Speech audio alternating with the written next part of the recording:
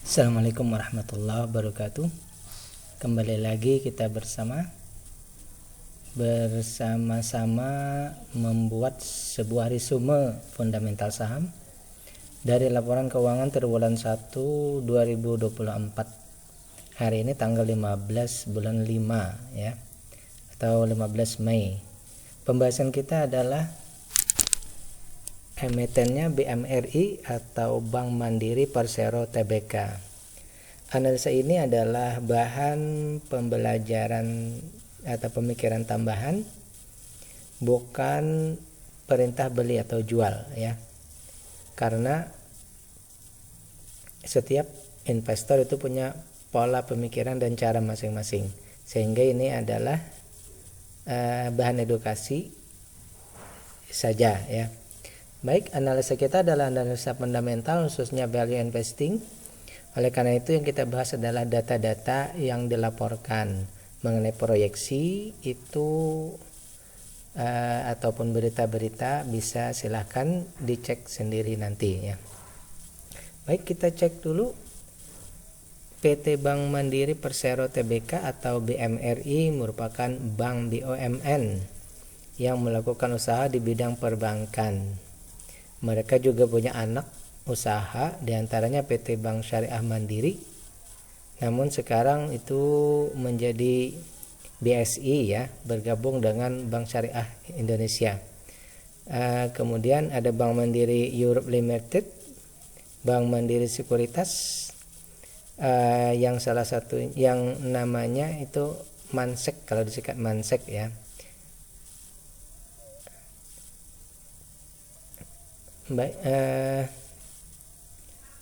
kebetulan juga saya punya akun di Bank Mandiri di Mandiri Sekuritas ya. Ada Mandiri International Remittance, ada Aksa Mandiri Financial Service, ini asuransi jiwa ya. Ada juga PT Mandiri Aksa General Insurance, ini asuransi. Dan entitas asosiasi dan pengendalian bersama perseroan yaitu PT KSEI, Lembaga Penyelesaian Efek ya. Bapindo Bumi Sekuritas, ini untuk investasi, dan PT Sarana bersama Pengembangan Indonesia untuk investasi. Westech Electronics Singapore, perdagangan dan eceran. Perseroan memiliki produk dan layanan berupa wholesale banking, export import advisory, dan retail banking ya. Baik, laporan triwulan 1 2024 sudah tiba, sudah mereka sampaikan ya. Sudah beberapa waktu yang lalu, tapi saya belum sempat membahas ya. Pada kesempatan ini kita bisa bahas ya. Baik, sebelum kita bahas, apabila pembahasan kita ini dirasa bermanfaat, silahkan nanti di like, subscribe, ataupun juga di share. Terima kasih banyak. Dari data yang kita dapatkan di sini, bahwa yang pertama dari segi ketahanan perusahaan ya. Perusahaan ini, bank ini merupakan salah satu dari empat bank nasional penyokong ekonomi kita ya. Ini bank yang salah satu 4 bank besar ya, milik pemerintah. Dari segi ketahanannya ya, ini current ratio-nya tidak kita hitung, bahwa tanggungan berbunganya ada sekitar 2%. Kemudian liabilitasnya ini 787%. Ini masih dalam rentang yang bagus saja ya. Untuk bank liability-nya ini memang sebaiknya di atas ya. Namun tingginya itu saya tidak menyarankan lebih dari 1000% ya. Karena itu mungkin 10 kali lipat dari modal ya. Saya sampai 700 atau 800 ini masih bisa kita terima ya. Itu kalau menurut saya pribadi. Kemudian kita lihat juga dari segi saham yang ada di masyarakat ini 40%-nya ya, 40%-nya itu ditradingkan ya. Kemudian yang di Kesei yang bisa dijual belikan di Kesei itu 48%. 52%-nya milik pemerintah, tidak diotak-atik ya. Sehingga di sini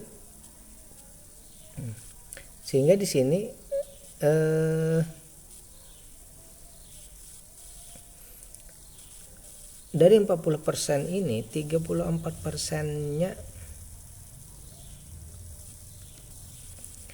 34%-nya itu asing ya, 34%-nya asing.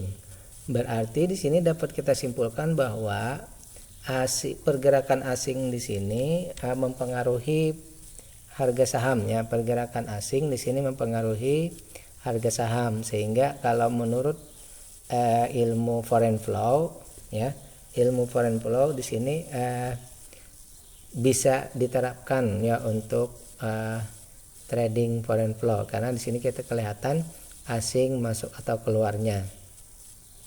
Kemudian di sini ada 40% ya. Kalau biasanya saya untuk perusahaan swasta 40% itu saya menyatakan bahwa sebaiknya kita hindari, tapi karena ini perusahaan BUMN dan 52%-nya itu jelas dipegang oleh pemerintah, 40%-nya itu berarti tidak masalah ya.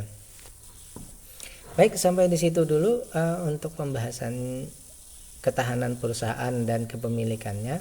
Kita masuk ke bagian valuasi perkembangan perusahaan tiap bulannya ya. Nah, di sini perusahaan ini ya sudah 143% lebih tinggi daripada nilai bukunya.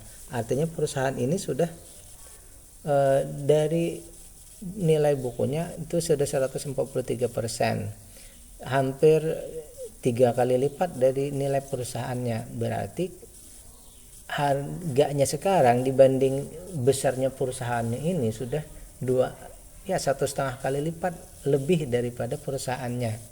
Sehingga kalau bahasa kita ini leverage-nya itu sudah terlalu tinggi, leverage-nya ya. Sudah dihargai sangat tinggi ya.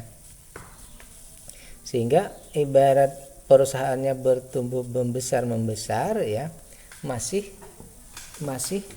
lebih tinggi penghargaan sekarang ya. Sehingga kalau mau menjadi wajar, maka perusahaan ini harus 1,5 kali lagi perkembangannya baru bisa menuju wajarnya ya. Sangat besar effort untuk sampai ke situ berarti ya. Baik, kalau mau menuju wajarnya berarti ya minimal book value-nya juga ke 6 ribuan kan, seperti itu. Padahal nilai perusahaannya hanya 2 ribuan. Nah, sekarang kita masuk ke valuasi ya. Valuasinya ini dia berada di kategori mahal, tapi 60% saja di atas wajarnya. Berarti mahalnya mahal, baru-baru saja mahal, istilahnya kan begitu. Tapi untuk kategori kita, tentu saja valuasi mahal ini dasarnya adalah untuk perusahaan ini mahalnya di sini berarti sebenarnya investor itu sudah lama mengoleksinya ya, sehingga valuasi investor sehingga harganya sekarang sudah tinggi ya. Ibarat kata nih mahalnya ini berarti bisnya ini sudah melaju kencang. Ibarat kita kalau mau naik itu ya dengan kecepatan yang tinggi, kita harus secepat kilat juga istilahnya ya. Namun tips untuk masuk ke saham seperti ini ya, untuk masuk ke saham seperti ini, kalau memang ini bisnya sudah melaju kencang, kita cek dulu dividennya. Dengan bis yang melaju kencang dan dividennya hanya sekitar 5%-an, itu kan batas bawah. Maka kalau menurut saya tidak balance, tidak imbang ini ya. Kalau kita masuk saat ini kan harga valuasinya sangat tinggi, kita khawatir kalau istilahnya bisnya melambat dengan dividen kita yang hanya 5%, mungkin nanti minus kita lebih besar ya pada saat capital gainnya turun, minus kita tidak mencukupi jumlah dari dividen yang kita dapatkan ya. Jadi kalau menurut saya sendiri ini kurang balance ya antara dividen dengan valuasinya. Yang bagus itu sebenarnya kalau misalnya dividen kecil ya minimal valuasinya murah ya, karena sehingga ada terjadi perimbangan ya. Oke, demikian pembahasan kita. Belum ada kesimpulan. Kesimpulannya adalah kalau menurut saya ini menunggu ya, menunggu valuasi membaik ini dalam artian menuju ke murah atau wajar ya, menuju ke murah atau wajar ya, baru kita bisa ikut. Karena apa tadi, kita khawatir pada saat bis tadi yang sedang melaju kencang dia melambat, dividen kita tidak mampu mengcover penurunan itu ya. Oke, sekali lagi kalau dirasa pembahasan kita ini bermanfaat, silahkan di share, di subscribe dan di like juga. Terima kasih. Assalamualaikum warahmatullahi wabarakatuh.